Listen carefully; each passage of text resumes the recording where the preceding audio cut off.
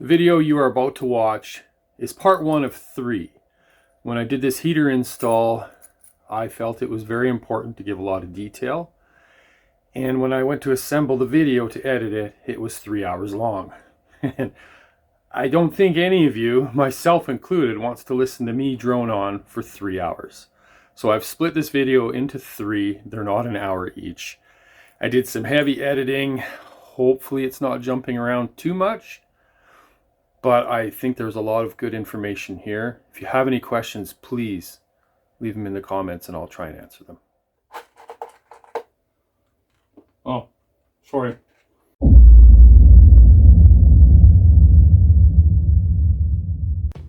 Okay, back in the bus this weekend. We're not going camping for a while. Probably not until the Thanksgiving long weekend in Canada, which is middle of October. So today I'm going to focus on putting the heater in. We have a diesel heater just like we have in our camper. If you've seen those videos where we have the diesel heater in the camper, we have one for the bus as well. So I'm going to show you where it's going to go. So here we have the sink cabinet. I forgot to empty the gray water. So there's my lantern. So I've got power there. One of those lines is for the diesel heater. The diesel heater is going to go down in this area here, and it's going to vent out the front underneath the lip of the cabinet, under the kick panel. We want to put this unit in here. Now, we need to have room for it to draw air out the back, in from the back,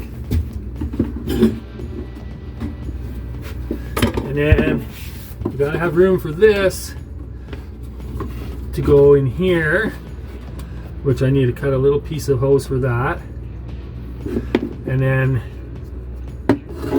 put this somewhere, this piece somewhere along here. Our big thing is to get this mounting plate situated on the floor, and I believe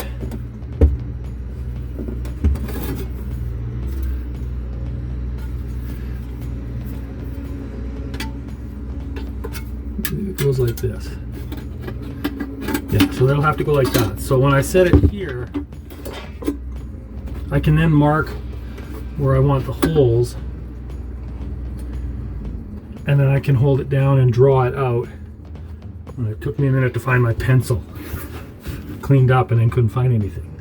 So I think that's pretty good right there.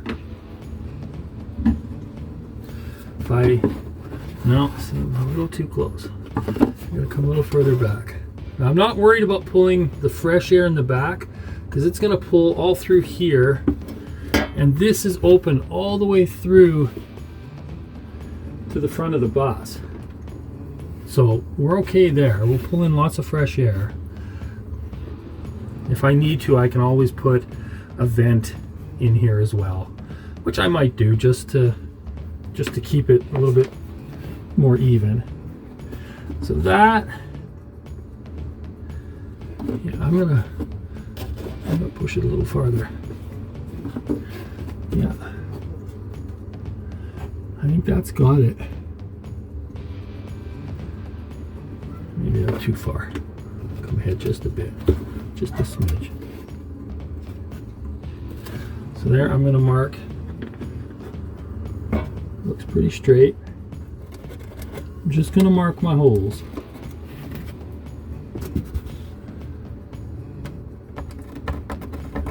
Just so that I have a reference. So I can move this out of the way. I've traced the plate. Here, how about it? I've traced the plate. This is the exhaust line. This is the air intake. This is the fuel. And if I can get away with just cutting out just this area inside, I need to leave some room for everything to mount, because I'd like to mount it up here if I could. I won't know until I start cutting things apart to see if that's actually going to work out for me. But I think my best bet is a hole saw. And yeah, I'd like to cut out this whole area in here, inside here as best I can. I'm just gonna use a big hole saw, cut that out, get the jigsaw out, cut that out, straighten it out as best I can, dig out as much as I can, and then see what kind of room I'm going to have when I start sticking hoses and stuff through there. All right, let's get to that.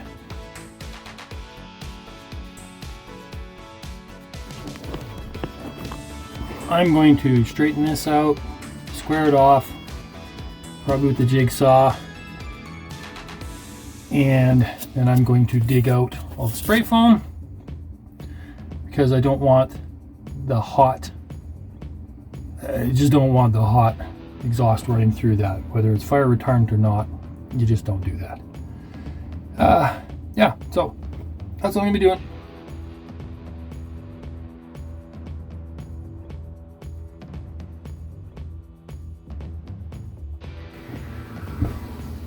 There we go. All clean. Now, I'm going to put the plate. I want to make sure that that's the right way. So that's how that's going to sit. It is now Sunday morning. After I cleaned out the insulation out of the hole, I realized I didn't have the correct size hole saw. So I had to go over to my parents' house. Then I lost all ambition because then it was almost supper time and I had supper, and then that was the end of my ambition. So I have the right hole saw size. It's 1.25 inches. That's the size I want for everything that's going through the bottom of the bus. And the first thing I'm actually going to do is go look under the bus and make sure I'm not going to hit anything important when I drill these holes through. That would not be good. Okay, we're good. There is absolutely nothing under this side of the bus from the driver's seat back to the wheels. I can drill all kinds of holes through the floor if I want. So we're good. Have a look. Holes through to the outside. Hate drilling holes through the floor, but these are necessary. I also drilled a hole here for the fuel line to go through. Now I'm going to line this whole thing with silver duct tape, the actual aluminum foil tape, not the cloth stuff that everybody uses to hold everything down. And that's going to reflect the heat away from the insulation and the wood and everything. Yeah, that's what I'm doing right now. I'm going to start it where it will be covered by the plate. And I'm just tucking it tight. Now, I'll do a couple pieces here, but I'm not going to force you to sit here and listen to me breathe while I'm filling this up with tape. So I will pause the recording here and come back when I'm done. All right, there we go. One lined hole.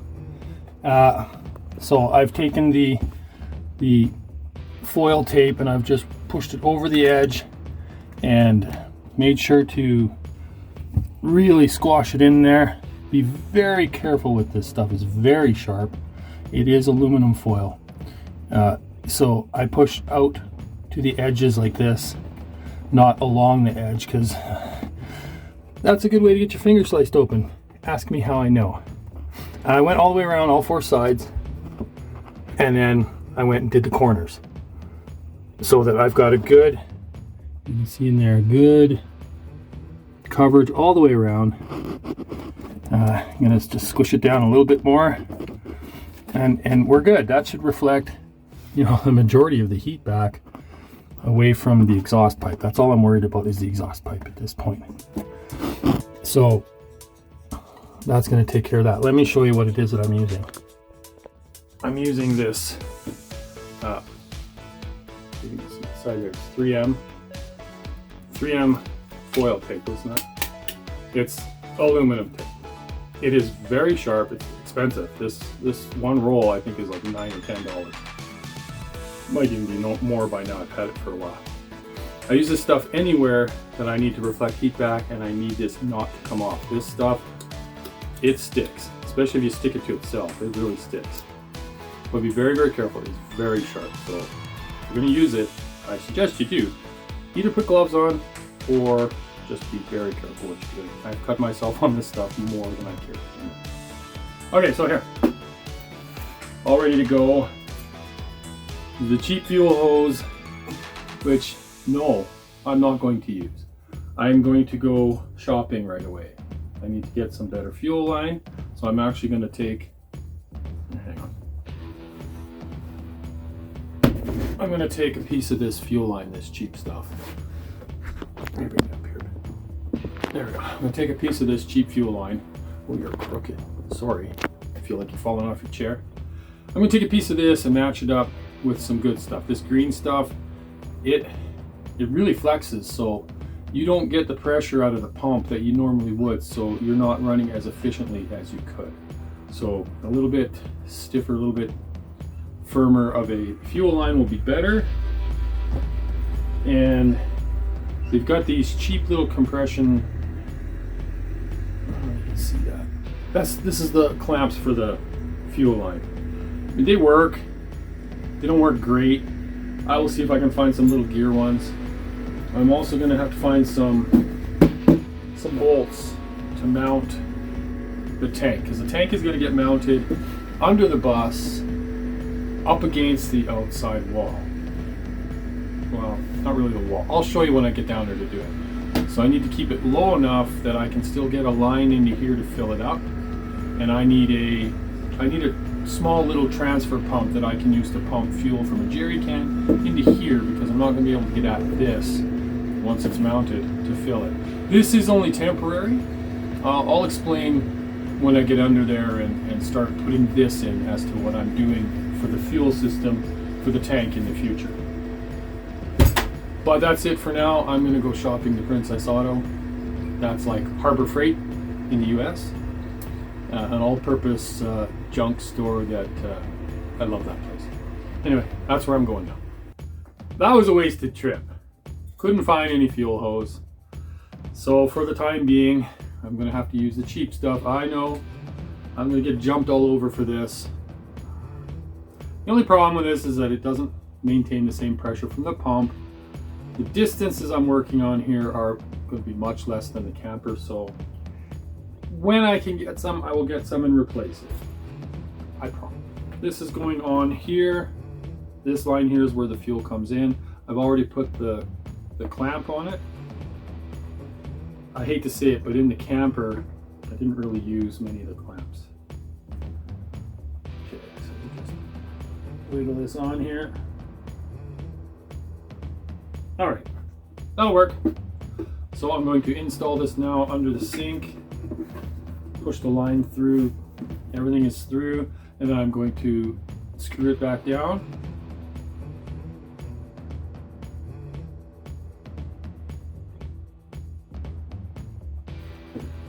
Okay, you may have noticed that I missed a step that I said I was going to do and just realized it now, which is why I'm glad I didn't tie anything down yet. This is the braid that I was talking about.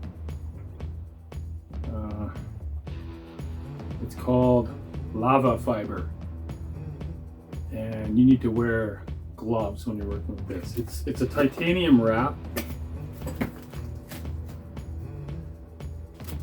and you just wrap it around the exhaust, kind of on a bit of an angle.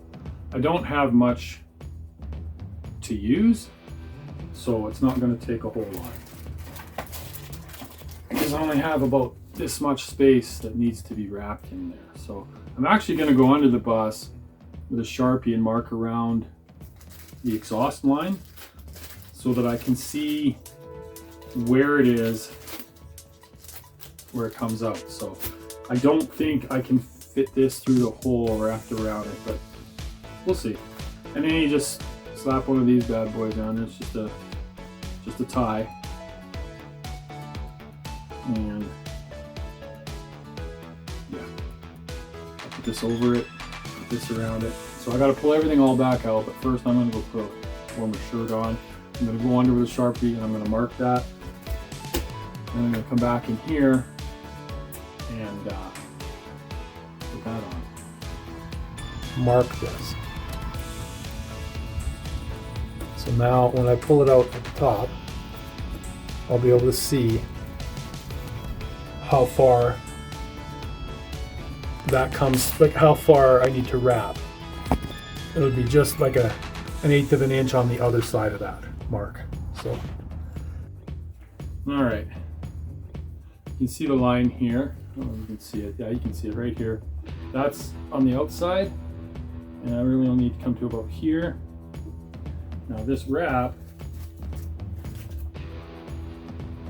is going to be perfect. One wrap is all I'm going to need. Okay. I'm going to tuck it there. I'm going to go overlap it a little bit. So I'm going to cut it here.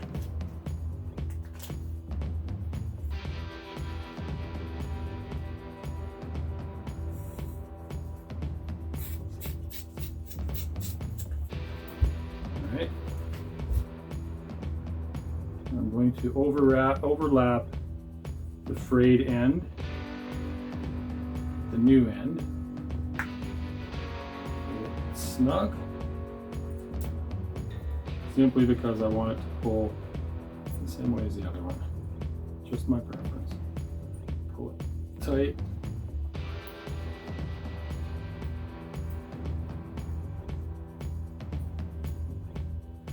Now, these things, you take needle nose pliers and you just roll it over on itself. It'll pull tight. There we go. I'm going to go find my other tin snips, cut that off, and then we'll put that back in. Other than that, we're done with this part.